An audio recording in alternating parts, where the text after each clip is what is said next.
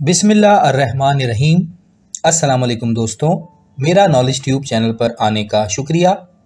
آج کی اس ویڈیو میں ایک اور مقدمہ حضرت علی کی عدالت کا آپ کے سامنے پیش کر رہا ہوں۔ اس فیصلے کو سننے کے بعد آپ یقیناً یہ ماننے پر مجبور ہو جائیں گے کہ حضرت علی کے پاس خدا کا دیا ہوا علم تھا، اور حضرت علی علیہ السلام وہ بھی جانتے تھے جو اور لوگ نہیں جانتے تھے۔ ایک ناجائز بیٹے اور ماں کا نکاح۔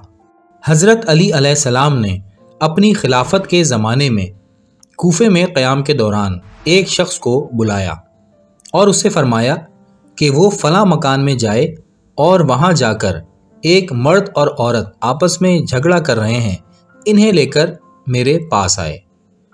جب وہ دونوں مرد و عورت آپ علیہ السلام کی خدمت میں حاضر ہوئے تو آپ نے دریافت فرمایا، تم دونوں کیوں جھگڑ رہے ہو؟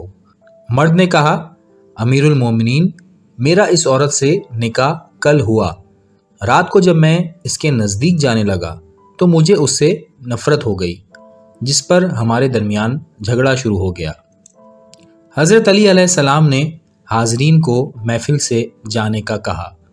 جب تمام حاضرین چلے گئے تو آپ علیہ السلام نے اس عورت سے پوچھا، تم اس مرد کو جانتی ہو؟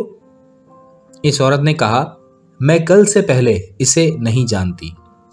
آپ علیہ السلام نے فرمایا، تم اب اسے جان لو گی، لیکن تمہیں وعدہ کرنا ہوگا کہ تم جھوٹ نہیں بولو گی۔ اس عورت نے آپ علیہ السلام سے وعدہ کر لیا۔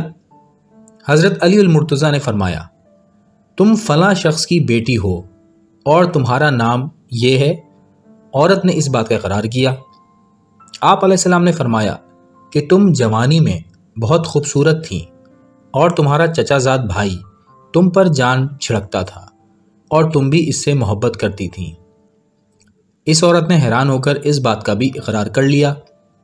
آپ علیہ السلام نے فرمایا، ایک روز تم دونوں نے زنا کیا جس سے تم حاملہ ہو گئیں، اور تمہاری ماں نے تمہاری پردہ پوشی کی اور تم نے خفیہ طور پر ایک بچہ جنا جسے تم نے ایک دیوار کے نیچے ڈال دیا۔